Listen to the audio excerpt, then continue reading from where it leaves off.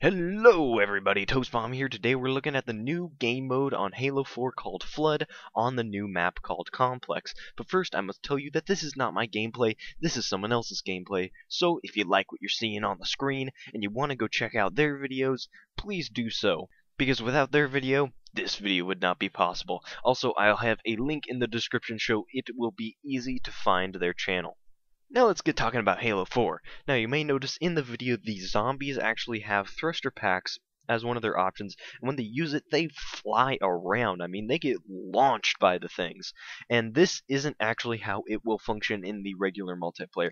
The reason they're floating around all crazy like this is because their gravity is lowered and their jump height is higher, so they can jump around a lot easier and better than the humans can do. So that's the reason that the thruster packs are affecting them so much. But there is still one thing that's really awesome about the thruster pack, and that is that you can use it in mid-air and change directions. So imagine scenarios where, like, oh crap, I jumped off the map. Boom, you thruster pack back into the action, back onto the map.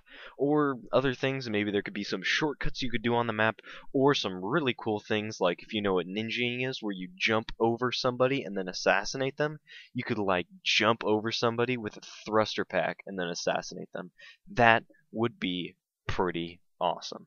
Also, you notice in this video that they're opting to use kill cams in this game type. So if you don't know, that will be an option in the custom game settings. So you can turn on kill cams, turn off kill cams, whatever you want, so you can get that classic feel. But the thing that I find really interesting about the kill cams is that now where other players are looking, that information is being transferred between people. So that could potentially mean that in theater mode, we can switch to other people's perspective other than our own. That would be huge if we can do that. I mean, have you ever been in the theater in Halo 3 watching a film with your friend and you're looking at your perspective and you're like, oh yeah, man, I had this really cool assassination I want to show you.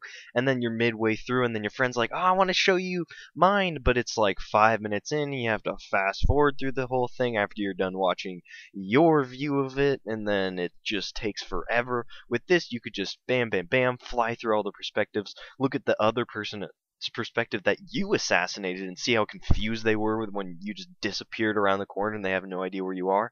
That would be awesome. Also, it could open up a lot more opportunities for casting. Obviously, it couldn't be for live stuff. You'd still have to have crazy MLG setups where there's monitors recording every Xbox and stuff like that.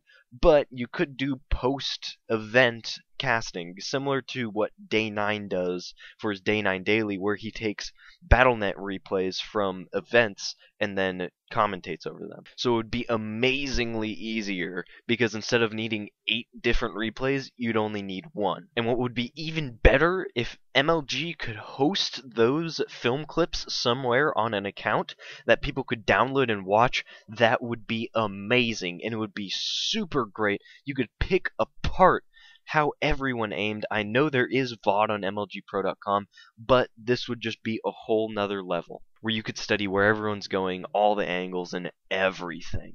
Now, I'm not saying this feature of seeing everybody's perspective is necessarily confirmed, but I'm saying that I wouldn't be surprised if it actually was in there because of this whole kill cam system, and that a lot of people are going to be coming into this game expecting to see features that are starting to be standardized by AAA titles, like replays and seeing everybody's perspective. So I would not be surprised if we saw this feature in Halo 4, and I would actually see it as a pretty big disappointment if we did not.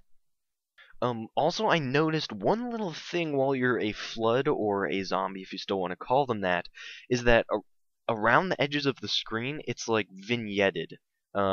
There's like this faded out black part on the corners of the screen, and it really gives this tunnely vision sort of look to it, and I just thought that was a really cool detail. And then as far as the new map that you're watching right now, Complex, seems pretty interesting, and I think it could maybe even work pretty cool if it was like a one bomb map where the bomb spawns outside and one team spawns inside that center building.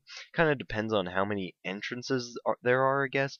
It's kind of hard to tell when there's only a few minutes of gameplay that's out there of the map exactly how it's laid out, but it seems like that might be an interesting sort of assault type map to play with. In a previous video, I mentioned that I thought Complex might be a fairly vehicle-heavy map, although now looking back on it, I think it's probably not going to, because it seems like there are a lot more buildings than I initially thought, and not a whole lot of outside stuff. It would maybe just be kind of constricted to a few mongooses, and then maybe like possibly a warthog or two.